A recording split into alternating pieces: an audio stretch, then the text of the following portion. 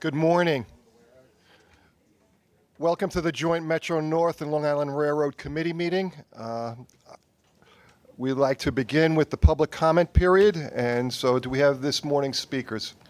Good morning.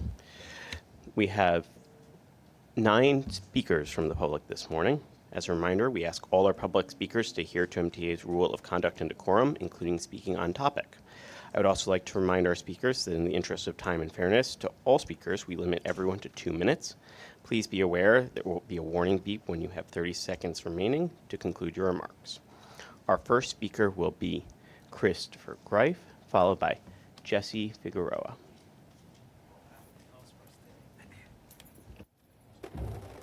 Not that. Good morning, everyone. I'm Christopher D. Greif. As an advocate for people with disabilities, and some of you know me other places, but today, first, I want to thank our MTA police who are getting the fare and barriers out of the railroads. Thank you.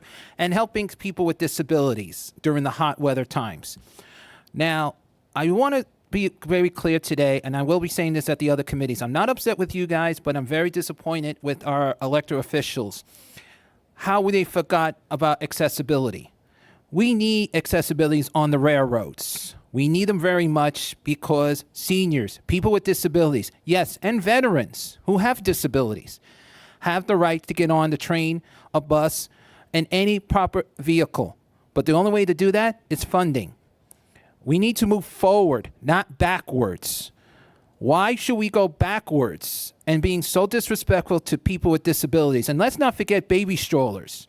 Remember, young children who are early intervention, where mothers are traveling with their strollers onto the train, buses, need to get on safely. And they're part of accessibility as well. We need to remind all elected officials, it doesn't matter where they're from, we need the full funding for accessibilities. We need the safety. We need to get on and off our buses safely. I'm getting tired of seeing trucks, vehicles double parking, triple parking, and we can't get them off safely. We need to think future, not backwards. And I'm very disappointed with our officials because, again, they make promises when they can't keep. And as MTA said earlier, this is the new MTA, not the old MTA. Let's move forward. Thank you. Our next speaker is Jesse Figueroa, followed by Andy Pollock. Good morning, everybody. My name is Jesse Figueroa, U.S. Army veteran and member of the LIRR 88 Task Force. As an advocate and a veteran with a disability, I am disappointed in Governor Hochul's decision to postpone congestion pricing. It is also crucial that we need the funding towards MTA accessibility. We are disappointed at the governor and some elected officials as we need the full funding for accessibility. Elevators, ramps, LED lighting, help point to alert the conductor for seniors and people with disabilities. Thank you and God bless. Thank you for your remarks. Our next speaker is Andy Pollock, followed by Alida Dupree.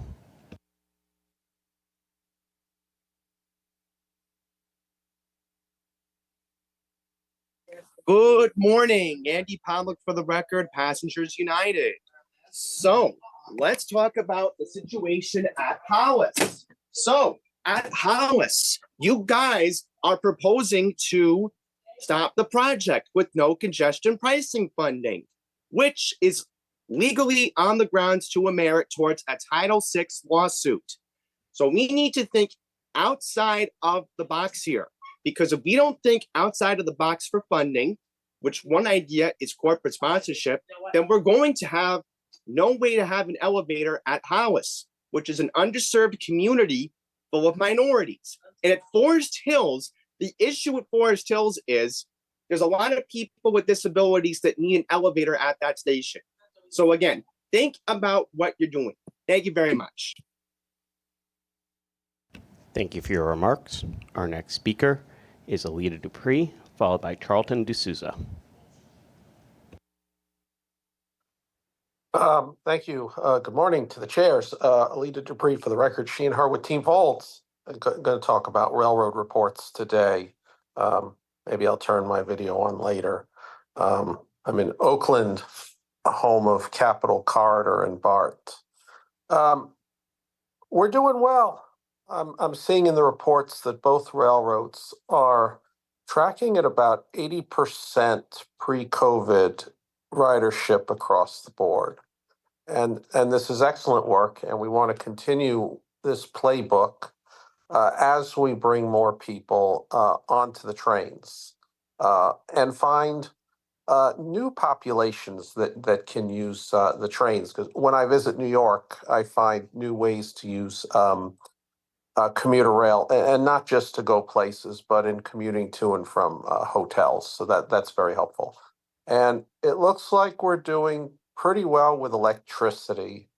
We must pay very high electric rates in Long Island, not so much in Metro North.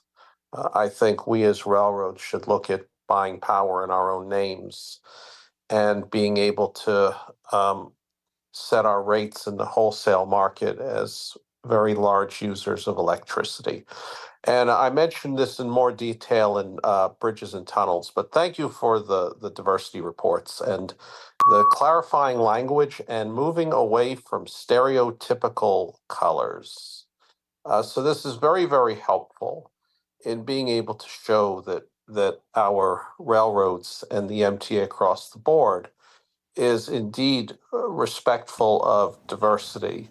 So I look forward to hearing what you have to say today. Hopefully I'll be back in person with you soon. Thank you. Thank you for your remarks. Our next speaker is Charlton D'Souza, followed by Joseph Morales. Good morning, everyone. My name is Charlton D'Souza. I'm the president of Passengers United. And yet again, the MT is now pulling its games.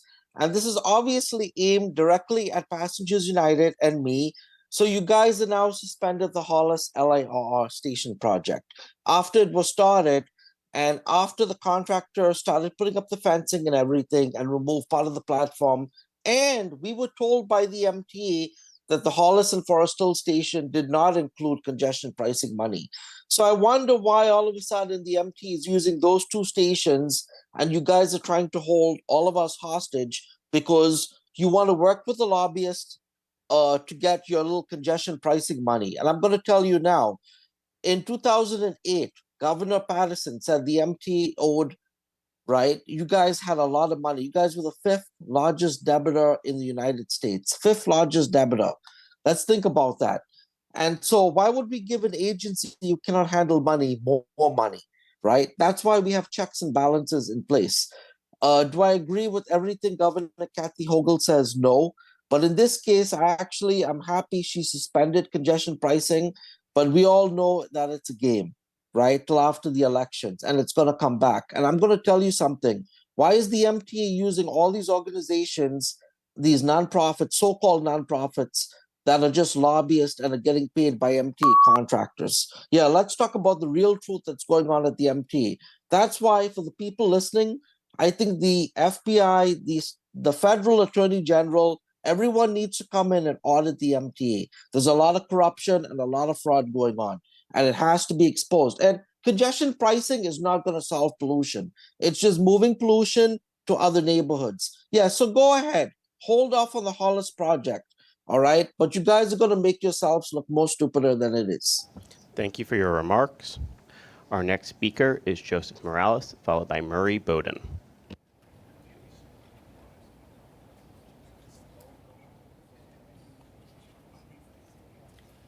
All right, good morning, everyone. As you heard, my name is Joseph Morales. I am glad to see in the procurements for this month, the MTA invest in new technology for the use of CWP in Connecticut on the Metro North and on the LIRR. This will be critical for many projects in the Time for Connecticut Rail initiative, which aims to save riders 25 minutes a day by 2035 and increase train speeds to 90 to 110 miles an hour, as opposed to the current 80 miles per hour in most areas in Connecticut. It will also provide benefits to LIRR projects occurring in the MTA capital plan to improve efficiency with these projects, regardless of what happens with congestion pricing. You know, state of good of prayer and improvement projects, this technology will really be helpful. However, I do feel like negotiations should continue to ensure that adequate cybersecurity measures are taken by the company to ensure the safety and well-being of the new system. The work should also be done to find an additional bidder to ensure companies are more responsive to the full needs of the MTA when bidding for projects and its riders, and its riders when doing less noticed but nonetheless critical MTA work. I'm also glad that the Hartsdale Metro North Station is getting food and beverage retail that many riders can utilize for quick snacks and drinks versus the Starbucks we see in Tuckahoe that you're only going to go to if you want, a high-priced treat every now and then. However, I do feel like we should try to find the waiting area there because I know riders really wanted that when the waiting area was closed for a pretty long time. Lastly, I'm glad that the See It, Scan It, and Say It program is coming for passengers to report bathroom conditions. If successful, I feel like this should be expanded to the subway system as well as to in addition to bathrooms, all station conditions across the subway and commuter rails. I feel like because a lot of MTA technologies like the MTA app have been successful recently, I feel like that this could really help us to improve customer conditions with all departments across the system in real time faster. Thank you for your time. Thank you for your remarks. Our next speaker is Mary Bowden, followed by Brian Fisher.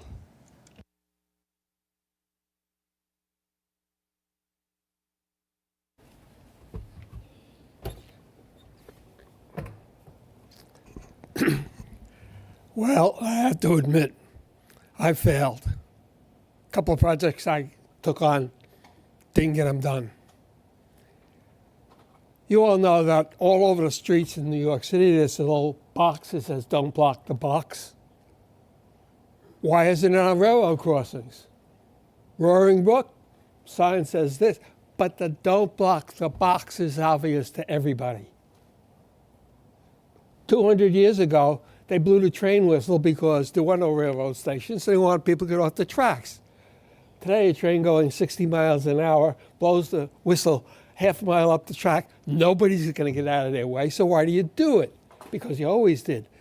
You have a little sign up there that says, "Train's coming in 15 seconds. Well, you've got a public address system there. Stand back from the edge, because blowing a whistle half a mile up the road is not a safety factor. I failed. This stuff didn't get done. It's your turn. I was 91 last week. I can't do it anymore. This is safety. Kathy Sheridan taught me consistency is safety. She's president of Bridges and Tunnels. Taught me a long time ago.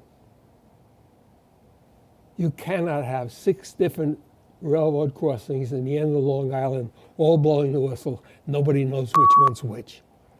Thank everybody who's helped me. I didn't do this by myself.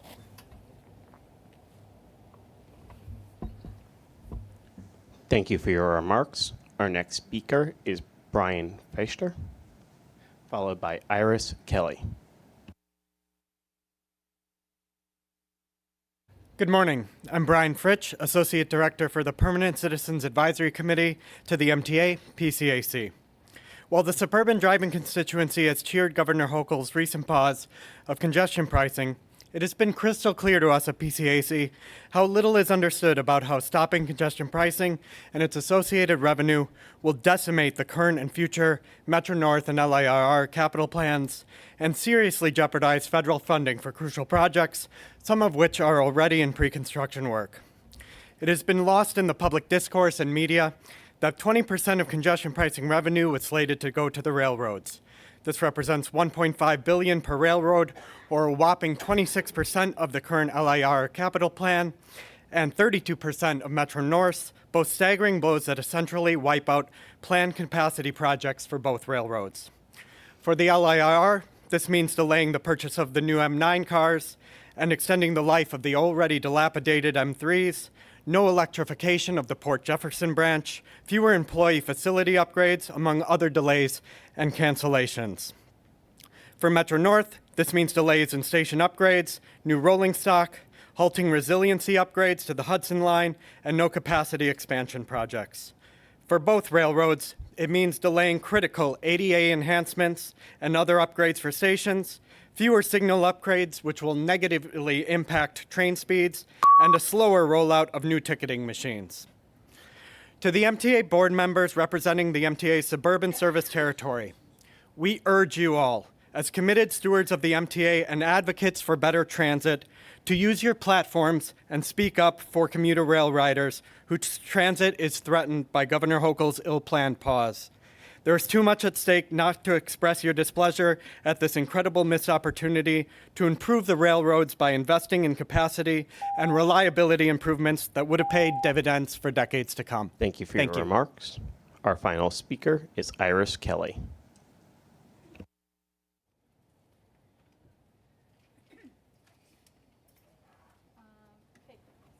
The railroad's doing a little bit better with the connecting trains from Brooklyn and Manhattan to get on the way home. But occasionally I find there's a train that's not connecting that should be connecting properly. You shouldn't be having a train, Brooklyn train pulling out as the Manhattan train is just pulling in. They shouldn't always have a connection there, because if you don't, I mean, the other person at the other end going for a accessoride has means they change their time and go further up to get home much later than expected. Especially when the train, the next train comes in, it's the time I normally would have gotten into Atlantic, and that meant I would be home. So I would be home after 2 o'clock in the morning, which is not good. I don't think anybody would want to be home that late, which is not good. But otherwise, I think it's starting to improve a little better here and there, but it needs to be done. And then with the accessoride, I have to say that they need to have we can change our train time, our bus time for when we need for an emergency comes up. Like for instance, even when I get in earlier, since I'm getting early connections from Brooklyn and Jamaica to Atlantic, I should be able to have a time where I can say, okay, I need to change this time on the accessoride real quick for time-wise. And you need more people getting on this on demand. I'd like to be able to try this and see maybe help me out in getting home a little quicker and safer. Thank you. Mr. Chair, we have one more speaker, Jason Anthony.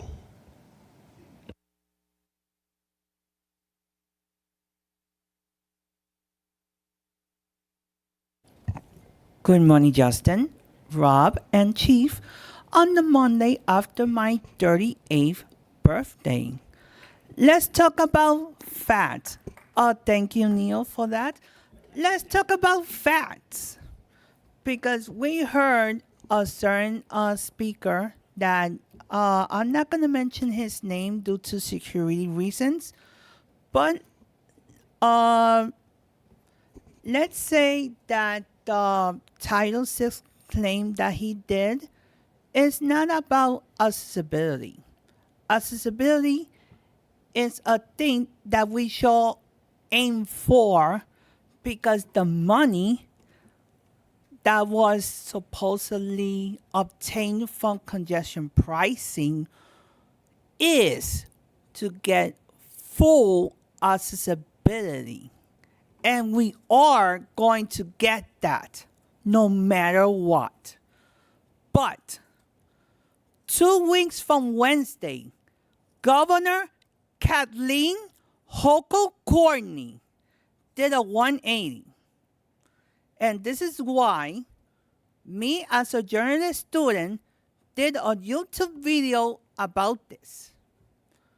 Because for me, it is very important that we all should contact our elected officials from the city council to the federal level. Because I ride the Long Island Railroad. I ride Metro North. And for me, it's very important to get elevators, ramps, all-grade rolling stock. And I don't want to see no more metropolitans in our system. So let's get it right, folks. Thank you for your remarks. That concludes our public speaking session. Thank you, Andrew.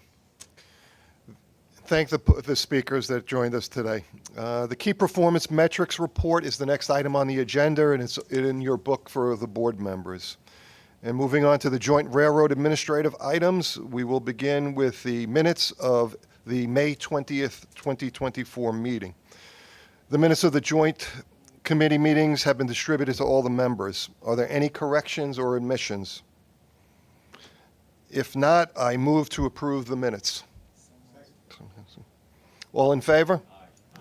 The minutes are approved. Now we move on to the 2024 work plans. Justin, since there are changes to the MTA, the MNR work plan, are there? No changes. Rob, are there any changes to the Long Island Railroad work No plan? changes. Okay.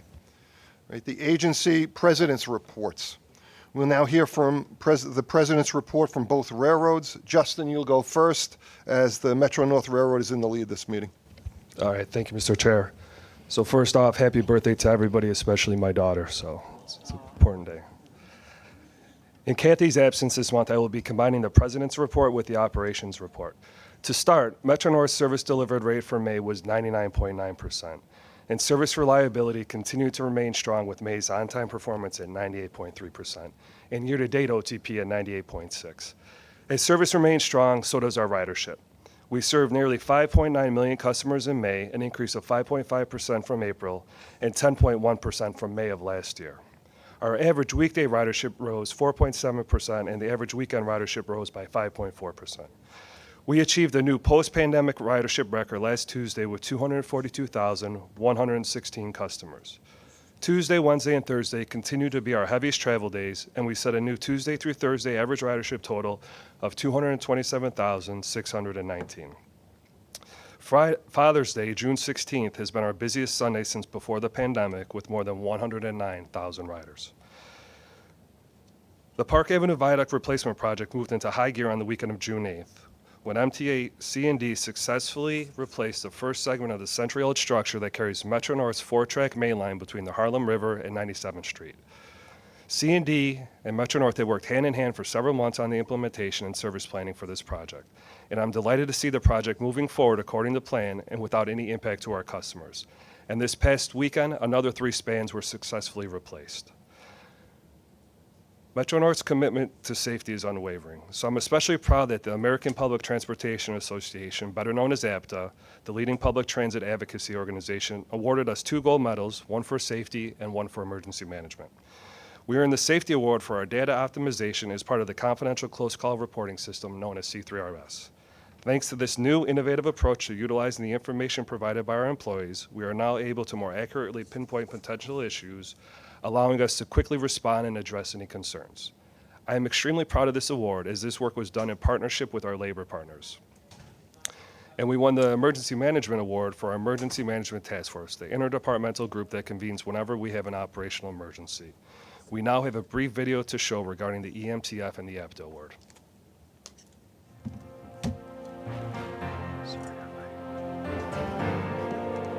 Metro-North is focused on the continuous improvement of our operation, preparing to face the many challenges of climate change and other events that may impact train service.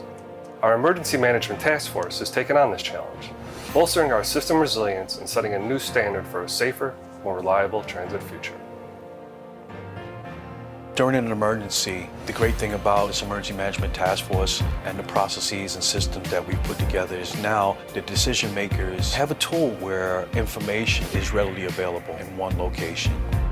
We now incorporate SharePoint and different systems like Tomorrow.io. We have access to videos, photos, chief's logs, and any critical information that would be valuable in ensuring quick decisions and a speedy recovery. It plays a critical role.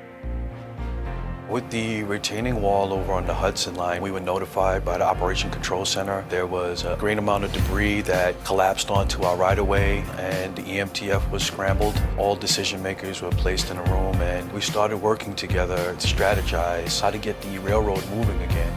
And within 48 hours, from having all tracks stopped to a ton of work being accomplished, we were able to start moving trains again.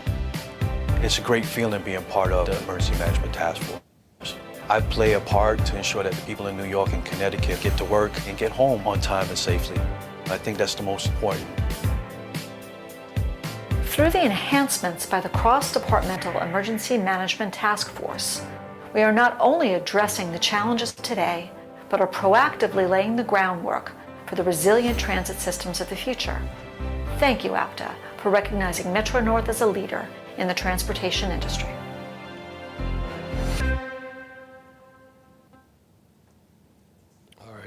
Thank you. I would now like to update the committee on the first few weekends of our new ferry service pilot project connecting Haverstraw and Rockland County and Ossining and Westchester, where there's connecting service with our Hudson Line trains. We've operated this service for about 20 years, during the weekdays. This year, we began a pilot project to gauge the potential demand for weekend service. The ferry operates both Saturdays and Sundays between approximately 9 a.m. and 9 p.m. We began the service on Memorial Day weekend and plan to continue operating it through November 10th, the end of the fall foliage season. On our first weekend, Memorial Day, we carried about 280 riders, and it's since grown to 800 customers. And as announced by NJT, they are increasing their fares by 15% effective July 1st. This in turn leads to an increase in fares on the Port Jervis and Pascagoula Valley service, which is operated by NJT. We are working with NJT on the final fare amounts, and more details will follow. Additionally, since NJT will now be increasing fares annually, approved at 3%, we expect to follow suit. And finally, we are taking a page out of New York City Transit playbook and will begin highlighting our own Railroad All-Stars at committee meetings to recognize employees who are going above and beyond to serve our customers. We will alternate with Long Island Railroad depending on which agency has the lead. This month, Metro North will be recognizing a group of employees from our power department. Metro North employs a catenary electrical system on our New Haven line, which powers lines between Mount Vernon East and New Haven, as well as the New Canaan branch. And it takes specially trained and qualified employees to safely maintain and repair the intricate network of power lines. And when an operational emergency occurs, these specially trained and qualified employees get to call and respond to restore service as quickly and safely as possible. This past month has been no exception, and this group has had to respond to 3 major incidents which had the potential to severely impact our New Haven line customers. On May 7th, a P&W freight train reported that one of its diesel locomotives was on fire just east of Stamford, Connecticut. The fire was significant, with its heat breaking the catenary lines and supports above the train. Nearby fire departments responded, and once the fire was extinguished and the train removed from the scene, our catenary crews quickly sprung to action. They determined that we could continue to operate service on adjacent tracks while they rebuilt and repaired the electrical wires above the freight train's tracks. Our crews worked for 2 nights to repair the damaged electrical line and restore the track to service. And then on May 20th, a train en route to New Haven reported that it had 2 damaged pantographs atop its trains. These 2 pantographs had become fouled in the overhead catenary wire due to a failed insulator rod, which caused significant damage to the catenary wires. Again, we were able to continue operating trains on adjacent tracks while the catenary department staff worked overnight to repair and restore the overhead power lines in time for morning service. And finally, on June 11th, an Amtrak Acela train reported that it had a damaged pantograph which had become fouled in the catenary wire and been torn from its mounting bracket. As with the other 2 incidents, we were able to continue operating trains on the adjacent tracks and provide service. The catenary department worked throughout the evening and overnight to repair and restore the overhead power lines. Today, we recognize 5 employees who were instrumental in the response to these incidents and ensured at least the least amount of impact to our customers. These 5 employees are Steve Walsh, Deputy Chief of Power; William Lockery, Assistant Deputy Director, New Haven Overhead Lines; Fred Merkel, Assistant Director, New Haven Catenary Department; Mike McConnell, Supervisor, New Haven Catenary Department; Carl Pissarro, Foreman, New Haven Catenary Department. Thank you for your efforts and congratulations. Please come up to accept your certificates.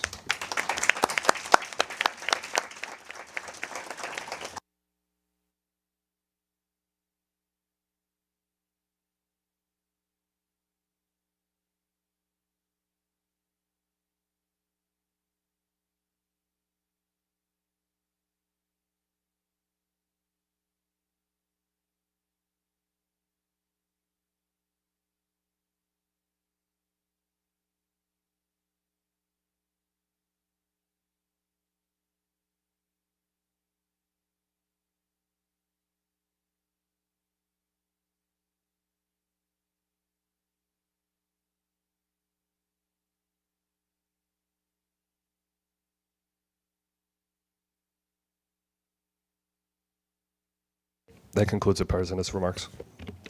Thank you, Justin, and thank you, gentlemen, for a job well done. Bianca? Yes, I got a question for Justin here. I was just going to Yeah, ask and if it's- anybody had any questions. Well, Go ahead. no big deal.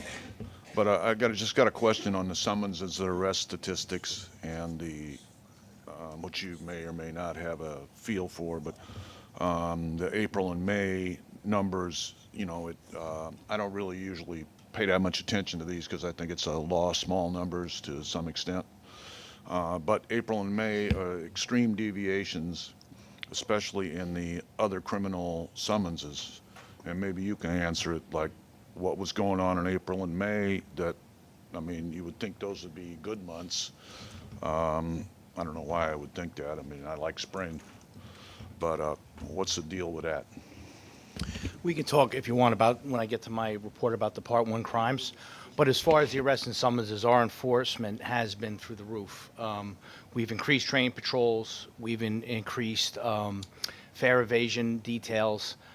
With the advent of the ADL policy, I know this goes back beyond that, but our numbers started to rise last year and continue to go up with respect to fare evasion. We deployed a lot of good new technology. We now have portable fingerprint scanners that we use on the platforms, so we don't have to take officers out of service so quickly. We can confirm their identification on the platform, which is very helpful. So what you're seeing there is just our focused intent to make sure that our railroads and our stations, our parking lots, and our trains are as safe and the perception of safety is as strong as possible. Beautiful. Any additional questions from the committee? If not, we will now hear the President's report for Long Island Rail from Rob Free. Thank you, Chair. Good morning. May was an incredible month for ridership at the Long Island Railroad. May was our highest post-pandemic month to date. We accommodated over 6.5 million customers. Total ridership as compared to May of last year increased by 15.6%, and year-to-date as of May increased by 17.9%. Monthly ticketed ridership also increased by 25.9% over May of last year. So it's not just non-commutation. We're seeing a high number of commutation customers coming back as well. And looking at May as compared to April of this year alone, we saw an increase of 7% in ridership. That equates to about 400,000 customers in 1 month alone. So that's very impressive numbers. Non-commutation ridership continues to do well as it increased 23.2% as compared to May of last year. So that's the 9th month in a row that we surpassed 2019's non-commutation ridership. And you've heard us often talk about reverse peak ridership and how the investments in Third Track and Grand Central Madison would greatly improve that and benefit Long Island, in particular the businesses of Long Island. And to illustrate that, as of May, AM reverse peak ridership has increased by 16%. PM reverse peak ridership has increased 25%. So an overall increase of reverse peak ridership of about 22%. So those are great numbers. And this is comparing to just January of this year. So we're seeing every month an increase in reverse peak ridership. We can't compare it to last year because we didn't have this granular data back then. But we are seeing significant increases in reverse peak ridership, and just another example of why it's critical to invest in the infrastructure. In terms of ridership, I'm going to steal some thunder from June. We had our highest day ridership post-pandemic with 264,512 customers. And even more impressive is, out of our top 10 ridership days post-pandemic, 9 of the 10 of them occurred between May 14th and June 21st. So we're really seeing robust ridership. And finally, we had our highest 7-day ridership week with over 1.53 million customers for the week. That was the week of June 3rd. In terms of on-time performance, we achieved a 95.8% on-time performance, which is very strong on-time performance, especially when we see with May, we have a high number of discretionary ridership coming with our summer service to both the South Shore and the North Shore, and a high number of events, particularly at Forest Hills, which is very challenging to our operations. So great job by our operations group. For those who couldn't make it to Eisenhower Park for the cricket championship, you missed a great event. We carried over 31,000 customers to the event safely and reliably. The team did a great job planning and executing our plan. I want to thank our operations chief, Scott Petraglia, and the rest of the group. They did an incredible job. Nice work. But I want to get a quick commercial in as it relates to this event. This service that we provided wouldn't have been possible without the Third Track in Grand Central Madison. Third Track enabled us to increase service, and not only increase the service, but not disrupt the regular service in order to provide customers to get to this location. And Grand Central Madison enabled us to provide another terminal for the trains to operate in and out of. If we just had Penn Station, we couldn't have done it because this event began and ended around the PM peak and the AM peak rush hour, so we wouldn't have had room at Penn Station. So those investments really paid off on normally on a day-to-day, but also for the significant events like this. And I'd also like to thank Board Member Mack and Nice President Jack Kazuz for their assistance and planning for this event. It was really incredible teamwork. As you know, we're always looking to improve the customer experience, which is one of our main focuses, safety, reliability, and the customer experience. And as far as our goals, it's one of our goals, improving the customer experience.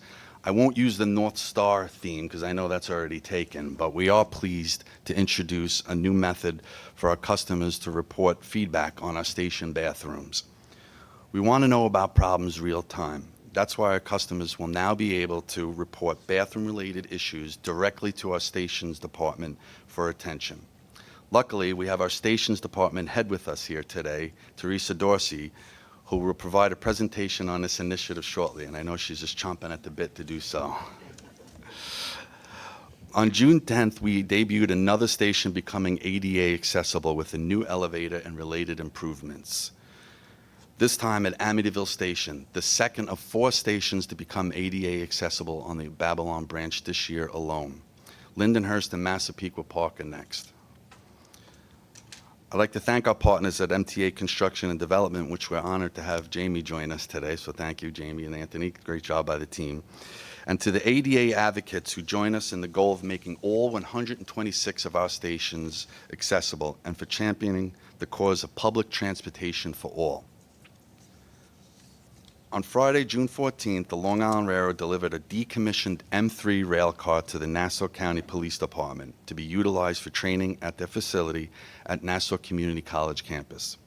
The rail car will be featured in Nassau County Police Department's new mock village for real-world scenario drills.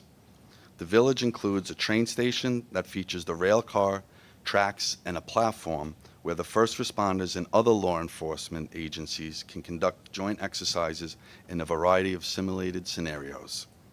We are always happy to assist our partners in law enforcement and hope the rail car serves Nassau County Police Department well. We are proud to have another ABC7 MTA Hero of the Week. On May 3rd, Grand Central Madison ticket clerk Nick Appel was down on the platforms when he came upon a customer in distress, having just discovered that she had lost her engagement ring. Nick tried to help by searching the train she had just left, but the ring was nowhere to be found. Given the value of the $17,000 ring, and I did tell my wife, don't get any ideas, he took her to file a report with the MTA PD. Along the way, it became clear that she had taken off the ring on her first train. At the precinct, Officer Nindak and Sergeant Dove spoke with her and determined that her first train was currently in a yard in Brooklyn. They had officers dispatched to the yard, and thankfully, Officer Tongdon found the ring, which was returned to the customer. Congratulations and job well done to Nick and his fellow heroes from the MTA PD.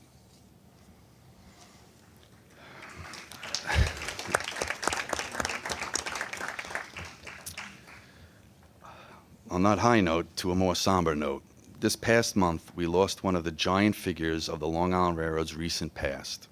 Former Executive Vice President Al Cosenza sadly left us at the age of 80, but leaves behind a legacy of brilliant leadership. Remarkably, after wrapping up a 25-year tenure at New York City Transit in 1995 as Vice President and General Counsel, Al began a 20-year stint at the Long Island Railroad. We all remember how devoted Al was to his work and to the riding public, how much he loved his wife Mary and 2 children.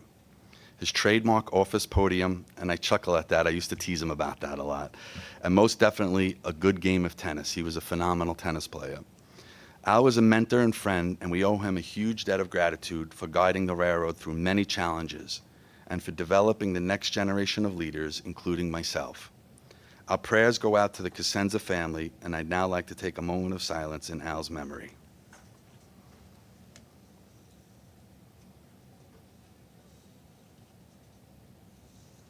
Thank you. That concludes my report, and I'll answer any questions you may have. Mr. Mack? Yeah, I want to compliment the Long Island Railroad, all of its employees. They did a wonderful job on the cricket. And a special thanks to the chief, who worked very well with our police department, Nassau County.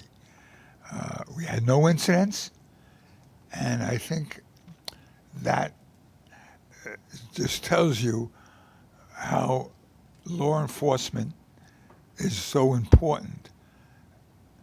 I want to know also, for the 4th year in a row, Nassau County is voted the safest county in the United States. I just came in from LA on business, naturally. All I can tell you is the railroad has the same problems: murders, assaults, robbery. That's all I saw on TV. Chief, keep doing a good job. Thank you. Thank you. Any additional comments or questions? Okay, we move forward now with our Long Island Rail Operations Report from Tom Coast. Chair, good morning, everyone. As Rob mentioned, total on-time performance for the month of May was 95.8%, above goal of 94%, and year-to-date as of May is 96%, above goal of 94%. For the month of May, 10 branches operated at or above goal, and year-to-date as of May, 10 branches operated at or above goal. For major events which result in 10 or more late trains, there were 11 incidents for the month of May. The most significant event occurred on May 24th when there was an undergrade bridge strike at Forest Hill Station. This event resulted in 28 delays, negatively impacting on-time performance by 0.1%. For our fleet performance, the MDBF for the month of April was 195,656 miles, above goal of 150,000 miles, and MDBF year-to-date as of April is 161,222 miles, above goal of 150,000 miles.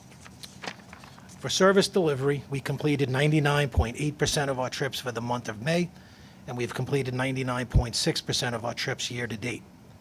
For upcoming work that will impact service, on 4 weekends, the weekends of June 29th and 30th, July 13th and 14th, July 20th and 21st, and July 20th, 7th, and 28th, ADA work will take place at Laurelton Station. Buses will replace trains at Locust Manor, Laurelton, and Rosedale for approximately 48 hours. And then again, the same 4 weekends, June 29th and 30th, July 13th and 14th, July 20th and 21st, and July 27th and 28th, a series of switch installations and piggyback activities will take place at various locations on the Port Jefferson branch between Hicksville and Port Jefferson. Buses will replace trains between Hicksville and Port Jefferson for approximately 48 hours. Please check the website and train time app for updated schedules. That concludes my report. I'll be happy to answer any questions you may have. Thanks, Tom. Any questions? Yes. Just one from me. I was looking at the on-time performance by branch, and I know the goal is 94, overall is 95.8. There's one that is lower than the rest. That's the Montauk branch. It's at 91.9. Everything else is considerably higher.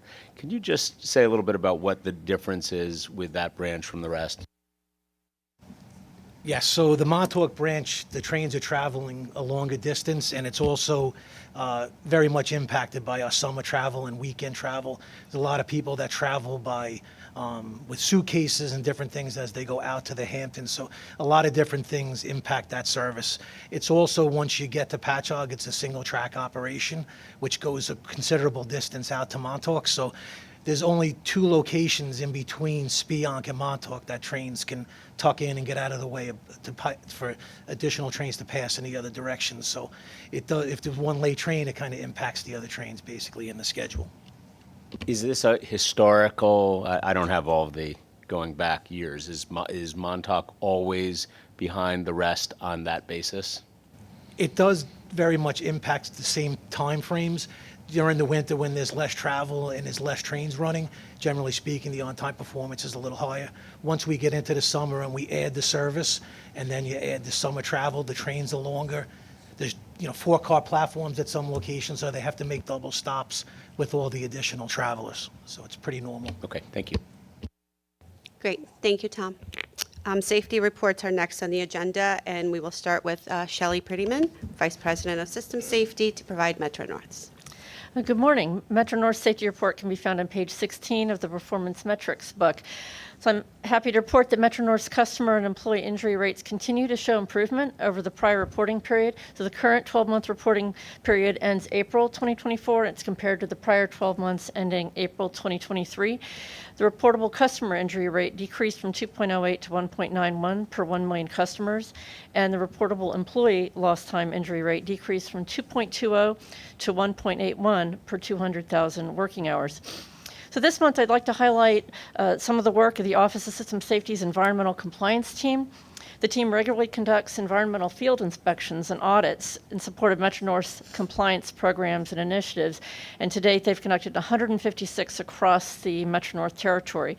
They also, as part of their waste minimization program, they've recycled over 1,900 gallons of chemicals for the year to date, preventing their disposal. And I also want to note that the team responds to incidents with environmental impact 24/7 as needed. So that's just a few highlights from the work that they do. And that concludes my remarks. I'd be happy to answer any questions if you have any for me. Thank you, Shelley. Thank you. Questions for Shelley? Okay, we move on to Long Island Rail Safety Report by Laura Ebbinghaus. So our safety report, we're also reporting on our performance through April, is found on page 30. Our reportable customer injury rate was 2.29 per 1 million customers, and our reportable employee lost time injury rate was 4.31 per 200,000 working hours. And in the spirit of heroism that we've heard today, I'd like to showcase an event that we've been doing over 30 years. It's our Safety Incentive Award. We invite every year employees to nominate their fellow employees for acts that go above and beyond the course of their duties. These include things like rendering life-saving medical aid, combating fires, preventing rail incidents, preventing suicides. And we had the good fortune just recently to honor 30 employees that were nominated by their peers. Both labor leadership and Long Island Railroad management leadership gathered. Their families, in some cases, were present as well. And it was a ceremony that we look forward to every year, because there's a lot of folks out there at the railroad. They care deeply about the railroad, but they're also very cognizant of their responsibilities for safety as well. So proud to showcase their accomplishments. Happy to answer any questions. Thank you for sharing this with us. Any questions? Okay, we move on to MTA Police Report presented by Chief Mueller. Thank you, Madam Chair. For the month of May 2024, we had 36 Part 1 index crimes. We had 14 grand larcenies. Again, the trend continues. Every single one of those grand larcenies was the result of unattended property. We had 9 assaults. Of the assaults, 5 of those were against police officers and 2 of those were against conductors, which is worth noting because, to Mr. Brown's point earlier, we have increased enforcement. Unfortunately, when we increase enforcement, we also will see more assaults and attacks on our police officers for doing so. We had 9 burglaries, and we had 3 robberies, and we had 1 grand larceny auto. That's for the month of May. I'm available to answer any questions. Yes, please, Mr. Free. Chief, I just wanted to thank the chief for all the work that they're doing out there. The amount of train rides and the police presence on board our trains and the responses has been phenomenal. As you know, we instituted a new practice, and in this past Saturday, we had 38 requests alone on Saturday for police assistance, and the MTA police responded to all of them and did a phenomenal job in handling the situation. So I wanted to thank you. And the other thing is, when we talk about safety in the fall, we did a customer satisfaction survey, and 92% of the customers reported satisfaction, positive satisfaction with onboard safety, overall onboard safety, and in our stations, 87%. So the customers, our most important piece of this, feel safe because they are safe. So thank you. And I would also say, Mr. President, thank you for that. But when I give you some of the summons numbers, the men and women of the MTA PD are just nothing short of remarkable. We had 235 arrests in May 24, to Mr. Brown's point, which is an increase of 123% to May of 23. And our summons count is up as well. We issued 1,200 summonses compared to 1,036 in 23, and most of those are rules and regulations. But with that, like I said, we're up 200% in assaults against police officers. So we know that this enforcement, this precision policing model is working. We're going to stay the course. We're going to make sure that people are paying their fare.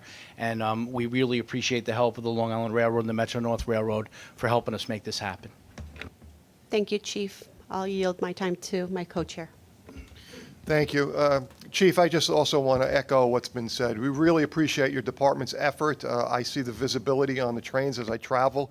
The enforcement is out there. The data may show an increase in arrests, but that's exactly what we need. I think the overall ridership is feeling safe, and your efforts are being realized. So I truly appreciate what you're doing. Please stay the course. Thank you, sir. I think Mr. Tessitore has a question. Yes, more of a comment, I guess, and continued thanks to the chief, and Rob's comments are perfect, and we are making tremendous progress. I just want to highlight the importance of the change in policy that is being done, that the board should be aware of and the committee aware of, with the issuance of invoices and extending credit and the requirement for identification. That's going to continue to elevate exactly what the chief is talking about. There'll be the need for more interaction, because now the fare evaders that were taking advantage of the policy can no longer do so. So we have to be sensitive to that, to know that our frontline employees, again, now are forced to put themselves out there a little bit, because they don't just get to walk away if somebody says, I have nothing, and make up a name, and we just move on. So I think we need to be sensitive to that, and the chief's going to need the continued support and the resources to get it done. And our department is going to have to weigh in a little bit through our dispatching to make sure that everybody's on the same page, because we got to get it right now. The policy just changed. If we just let this policy go bad like the last one, would know it, that's not a derogatory statement. It's just people took advantage. We can't let them take advantage this time, and we got to make sure we stay on it while our conductors have to stay safe doing so. Thank you. I have actually Mr. Chu and then Mr. Zuckerman. I'm not going to repeat what's been said, but I agree with all of it. But I will take the time to say something I've said, but we can't say it enough, that we don't operate in a vacuum. All of these policies that are coming into place and the progress we're seeing,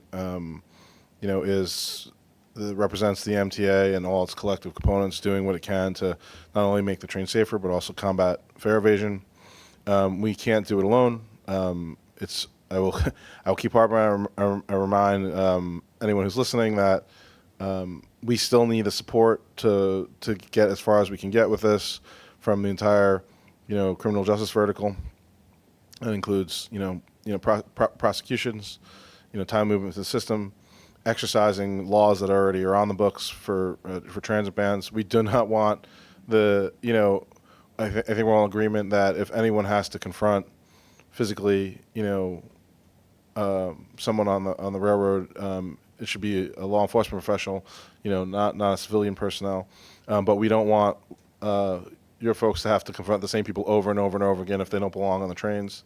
And that also extends to our friends in the legislature, who can also consider, new laws, which we're glad to have conversations about, that again could, protect our ridership and our personnel from having to cope with the same recidivist individuals over and over again that are so disproportionately, committing crime on the entire system. So, but I applaud the efforts of Chief Mueller, the whole staff, all of your force, and of course the cooperation from all the conductors that are help making the system safe. And it's also an important point to note out that data is important. We have to go through data, but it's only part of the story.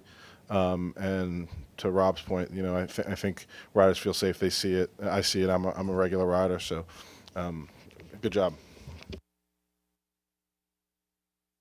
Yeah, thank you very much. I rode Metro North yesterday from the city, middle of the day, and the train was pretty crazy. There were a lot of people. I think they had a good old time at Yankee Stadium. A lot of the usual, heat, inebriation, and I'm sure lack of water led to it. I met a nice kid first year as a conductor named Drew. I can't remember his last name, but met Drew on the train. He was actually pretty motivated to stop fare evasion. He pulled out this little placard card he had that was given to him, I assume, by the police, and it was very bent, not only because it was in his back pocket, but because I think he has given it out a bunch of times. Says, I can't help you. I cannot give you an IOU. You're going to have to pay it, or you're going to have to get off the train and be arrested. And he was regaling me with a story about a woman who decided, in fact, she'd rather just get the handcuffs on her, was the way he described the story. Ultimately, this fare evasion problem is one where we need the public to be bought into it.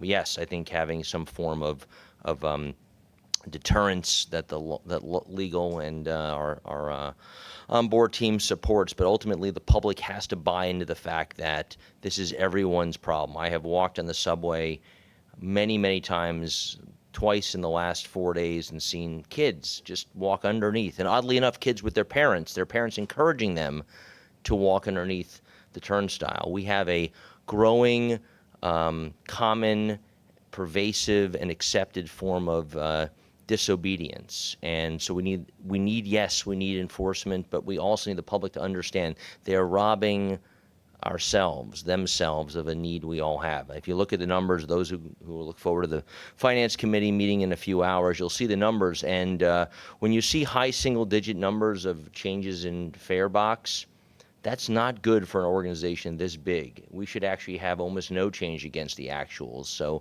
actually, Metro-North is actually doing quite good relative to our budget. But the other parts of this organization are not, and we have to figure out how to stop it, because obviously this is a problem we're going to have to fix on our own in the near term. So thank you, Chief, for what you're doing. Norman, I applaud this guy. Drew did a great job. He's only got 29 years to go till he retires, so hopefully he'll stay motivated. But the public needs to help us too. Thank you.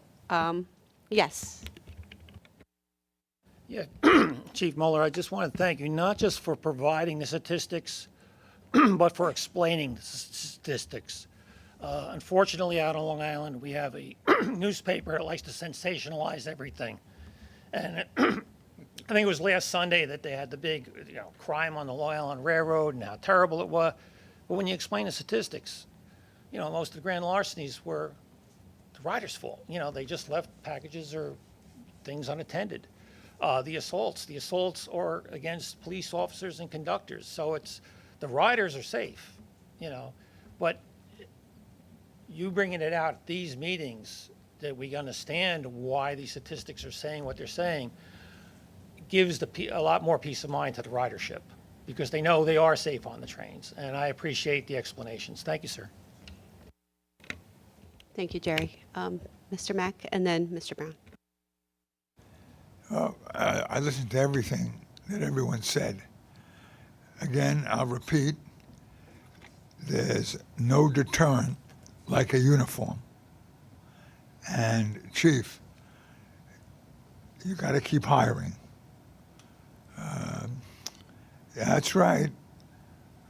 If we don't have men and women out there, who knows, it could get worse. But very important that we have more men and women. In New York City, they're losing almost 200 a month. They're just leaving. So just keep this in mind, all of us. Support the initiation of more officers on the platform, on the train. But you can't do it without having people.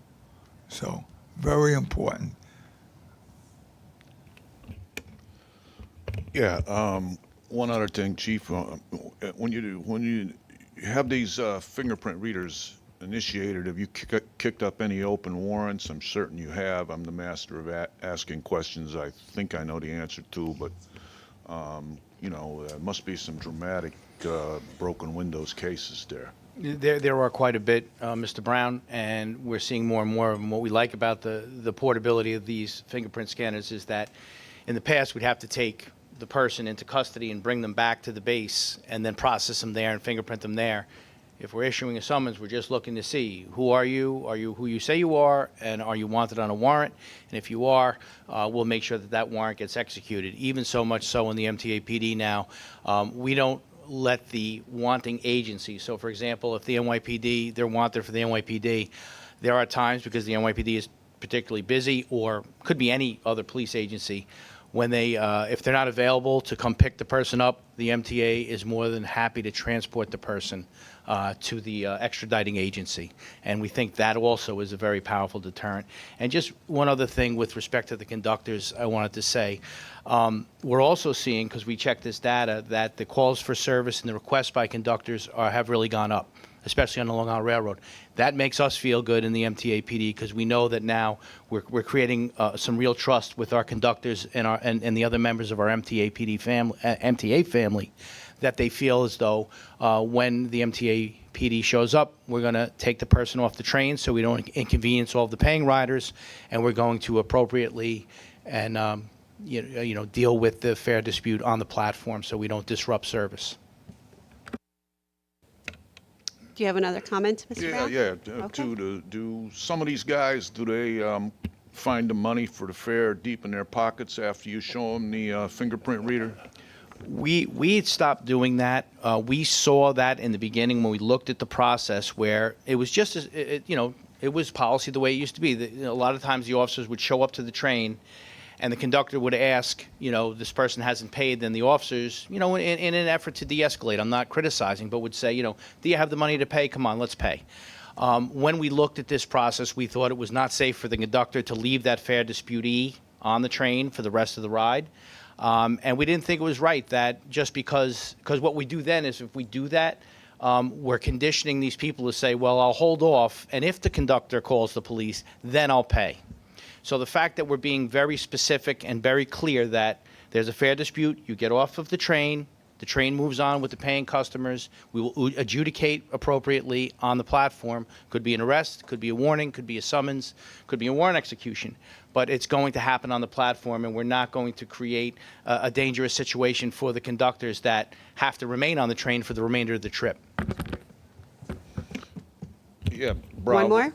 Bravo, Go for it. bravissimo, but it builds social capital with the rest of the riders who see this happening, and are sort of proud of you guys, and proud of the conductor, and proud of the coordination that goes on between you. Yes. I've ridden a couple of Metro North trains recently, and the police have been on the trains, and I remember seeing one woman was very pleased to see that they were walking through, so keep up the good work. Thank you. Any additional comments or questions before we move forward? Okay, thank you, Chief Mueller, for your presentation. All right, so now we are headed on to the special presentation for Long Island Rail. We have Teresa Dorsey, Chief Station Officer, who will be taking us through a special presentation on the station bathroom QR codes. Thank you, Teresa. Thank you, Chair. Good morning, everybody. I'd like to present the newest tool for our department to better help customers with the condition of our bathrooms, our bathroom survey. To keep the station bathrooms looking as good as possible for all our customers, a bathroom survey app has been developed by the MTA IT department. This app is a quick and easy way for our customers to communicate with us when they see something problematic in our bathrooms in real time. Our objective is to improve customer satisfaction regarding the condition of station bathrooms, with a plan to respond as quickly as possible to remedy the situation. We're going to put posters inside bathrooms with a QR code for scanning. The customer scans the QR code. Thank you. The customer scans the QR code with mobile device. The survey opens for the customer. Customer relays bathroom issues to station's team, and the team responds to rectify the reported issues. So the bathroom survey will be quick and easy format for customers to relay information about the condition of the bathrooms, again, in real time. Customer scans the code, taps the issue, adds the comment and/or a picture, and then submits the survey. Once the customer submits the survey, an email is generated to the cleaning team for that location, and a team member responds as quickly as possible. We're very excited to use this and to see the responses from the customers. We plan to use this tool to make operational improvements by collecting and analyzing data. We will identify trends to make adjustments to cleaning schedules and manpower scheduling if required. There will be bathroom posters that will be put up in all the station bathrooms. Each poster has a unique code that's station specific. And to start the survey, the customer scans the QR code with their mobile device and follows the screens. Once the QR code is scanned, this screen will appear on their iPhone or their phone. Customers can pick any option or more than one option and add comments if they would like to. Customers can also add a picture. They can also type in any comment in that box, any free comment. This one, I chose the toilet needs cleaning, and there's a clogged toilet. They would then tap the next button for the next screen. They can add their email address and their name if they would like to on this screen. It's totally optional. They don't have to add anything. Then they would tap the submit survey button on the bottom. They would then receive a thank you screen. Now the response process begins. An email is being formulated for the cleaning team. Another email is being sent to the customer if they provided an email address. This is a sample email response to the customer if they provided their email address.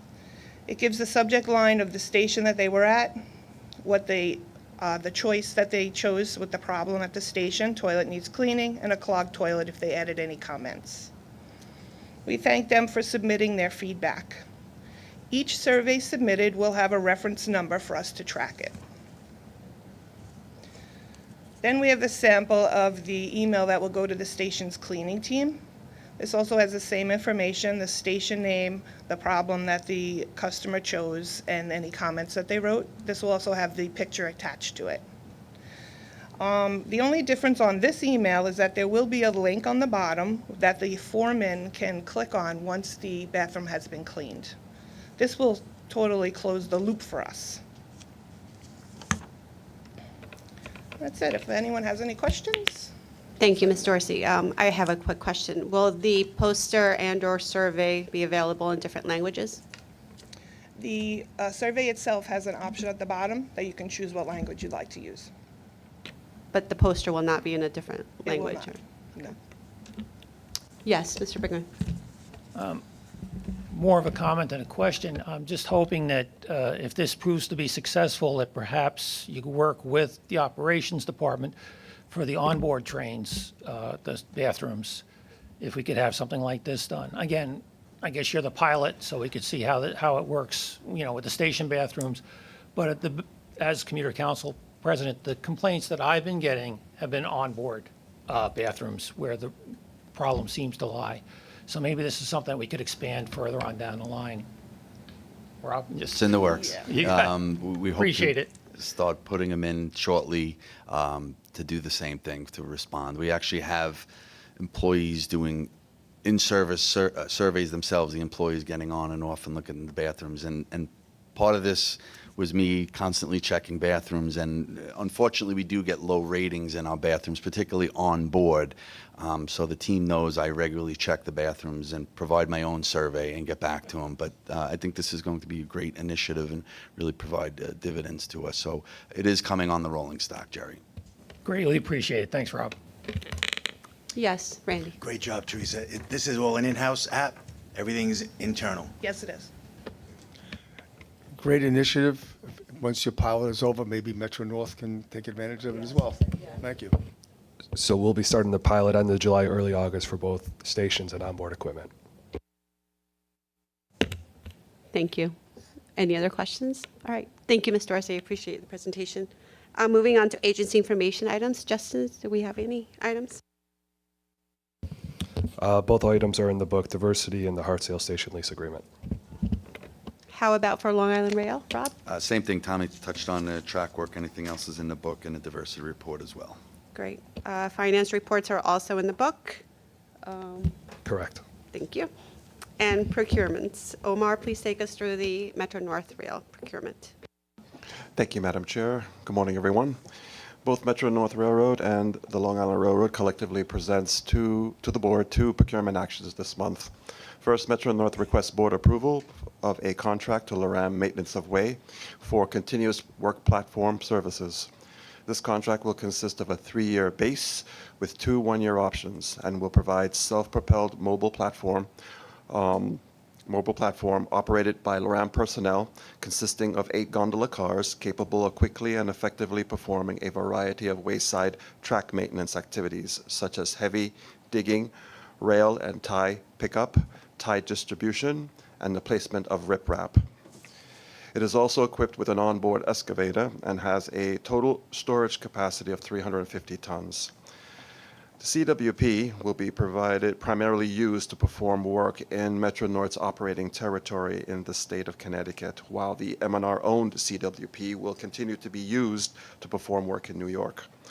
For this solicitation, a single bid was received from LIRR, to which LIRR took exceptions to the several terms and conditions, and this bid was therefore determined to be non-responsive. With no other viable options, Metro North chose to negotiate. LIRR's negotiated price for Metro North is in the amount of $8.4 million for the 3-year base and 2-year options. Pricing for year 1 was evaluated against the historical data and determined to be in line with the CPI rate and deemed to be fair and reasonable. Subsequent years' pricings will be adjusted in accordance to that CPI as negotiated. This Metro North procurement will be funded in majority by the Connecticut Department of Transportation. Now I give way to my colleague from Long Island Railroad, Jacqueline Waddell, who will present the second action for the board. Thank you, Omar.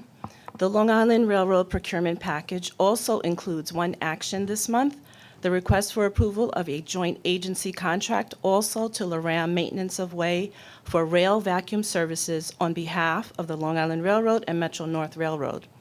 The term for this contract is a period of 5 years, 3-year base plus 2 one-year options.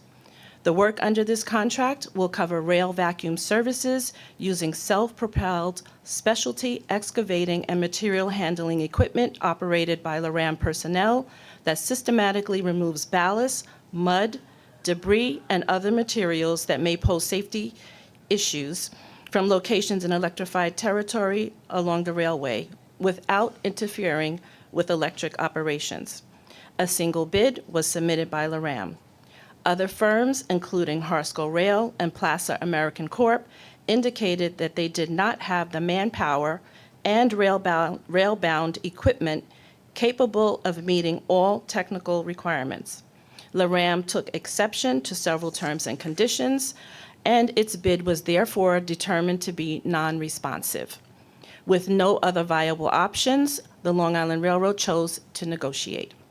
LIRR's proposed price for both railroads, including the option periods, is $44.6 million.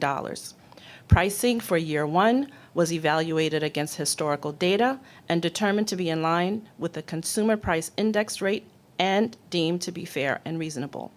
Subsequent years' pricing will be adjusted in accordance with the CPI.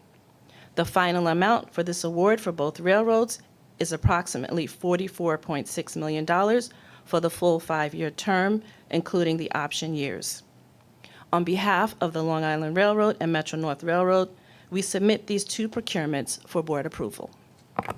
Thank you, Omar and Jackie. I just have a quick question going back to the first procurement that Omar spoke about. I know that the state of Connecticut will reimburse us for the work. At what point does that happen? After the entire work is completed? Do they reimburse us partially? What is the plan? If you know? We have an ongoing relationship with the Connecticut Department of Transportation, and I do believe through ledger accounts, they bill on a monthly basis. So, but this one, we got an actual from the rail administrator of CDOT capital action form for taking care of this procurement at 75%. And the remaining 25 is for Metro North. But again, through our relationships with the Connecticut Department of Transportation, we do these monthly billings with them, and this would be just another part of that. Great, thank you very much. Any additional questions? Yes, Mr. Garad. Thank you. I am one of the newer board members, and so the procurement process is newer to me. So forgive me some basic questions here. In a circumstance in which there was a single bid where the bidder took exceptions and there was no other options, and the MTA chooses to negotiate as opposed to perhaps reopening the bidding process, can you just give me a sense, at least on both of these contracts, what were the exceptions that were made, and what was the difference in the value of the contract from what was initially anticipated versus what you're asking us to approve, and substantively what the differences are? Well, by and large, the procurement policy dictates that, this was done as competitive bid. And with several vendors, we usually go with the apparent low bidder, meeting the specification requirements. This was not the case for this scenario for both the continuous work platform and the RailVac. We had a single bid for the CWP, whereas with the RailVac, you had multiple suppliers that were invited, but only one bidder supplied a response. In terms of the exceptions, LIRR specifically took exceptions to our terms and conditions, just to name a few: limited liability, some insurance matters, and the big primary was cybersecurity. With the MTIT folks and MTA law, it took a long, laborious effort in trying to negotiate those terms, as well as the pricing structure of this procurement. So when you have exceptions and you deem the person in a competitive environment as non-responsive, and we only had one supplier, one bidder, it forced the railroad to negotiate it. And we need these services for continuous maintenance along the right-of-way. So we chose to negotiate as we dictated. And of course, those elements, of course, with MTA law, as well as the cybersecurity firms, worked with LIRR and its attorneys and their folks to get to those terms and conditions. But primarily, those elements was what drove the negotiation process at this time. Anything about those terms and conditions which deviated from other similar terms and conditions that the MTA would have negotiated with other contractors, or as it relates to limited liability or insurance or cybersecurity here? Was it pretty much the standard that the MTA would be looking to achieve in a contract like this? Not necessarily. Procurement, both in all agencies, have experienced a huge pushback in terms of conditions, particularly since the introduction of cybersecurity. This was something new that kind of like made frame and became a necessary part of our contract terms and conditions over the last 5 years. And we've seen an uptick in a lot of challenges to terms and conditions, primarily driven by cybersecurity.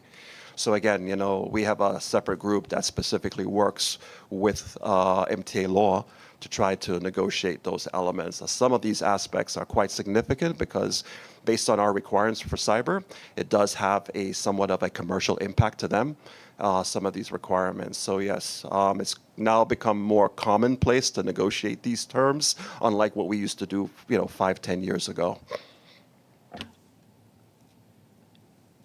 In the context of cybersecurity, for a contract for work platform services, what are we talking about here? What is the vulnerability? What is the concern? What are we worried about? What are we protecting against? What is the contractor concerned about? What's the issue here? My apologies, yes. The cybersecurity, without getting too much into the weeds of it, our policies, as you can see with our own breaches, and as you can see from hackers throughout the country, bombarding many businesses, the MTA is not immune from that as well. So one of the things of the cybersecurity requirements is to ensure that not only the contractor has better policies to protect themselves and the railroad from cyber attacks, but also their subcontractors as well. As you know, technology is everywhere, and I hear what you have to say. They're just railroad workers moving gravel around, and there's no need for any type of software or anything that could threaten us. I agree with you.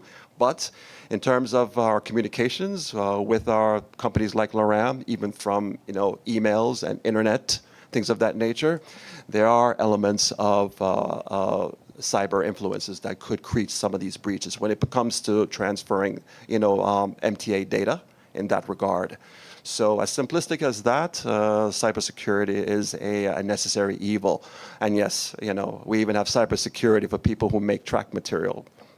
All they do is steel manufacturers. You may think, yes, why would I need that? But the very nature of negotiating with MTA and all the agencies, even from a like electronic standpoint, such as internet and email, these terms are quite necessary.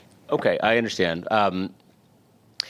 Really, what I'm trying to conclude here, because this will be one of my first contracts that I'd be voting on, and something that has come through a committee in which I serve. Is there any deviation here on limited liability or insurance? I understand cybersecurity may be a new phenomenon, and it is something which we're seeing, increased demand for protection as a result of what's happening. But is there anything here that is out of the ordinary that we're being asked to agree to as part of this contract relative to other contracts of this type? I don't think there's anything out of the ordinary from the normal services that we've gotten from companies like LIRR. They've been servicing our areas for many, many years. This is perfectly normal for our normal maintenance. But in this day of cybersecurity and liabilities with lawsuits that's going on out there in the world today, a lot of these big companies that we deal with are somewhat have to try to protect themselves and their businesses, particularly when dealing with the MTA. So And again, I'll just jump in. I'm sorry. Sorry. No, there are no deviations. We are very careful about with indemnification and liability to protect the rights of the MTA. So part of the negotiation was to make sure the rights of the MTA is protected.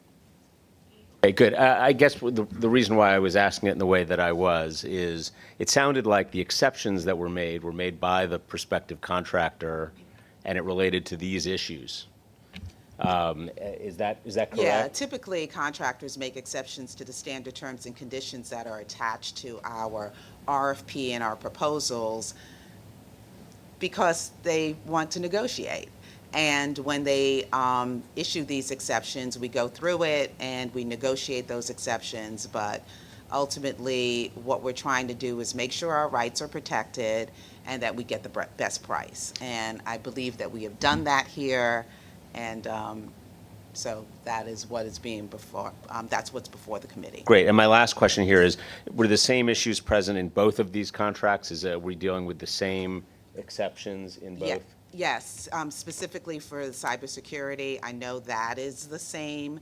The cybersecurity terms and conditions for both of these contracts are the same. Okay. All right. Thank you. Great, thank you. May I have a motion in a second? Yes, Mr. Tessitore. Just really quick, do we debate in a procurement this size, buying equipment or seeing what we have available and doing the work ourselves?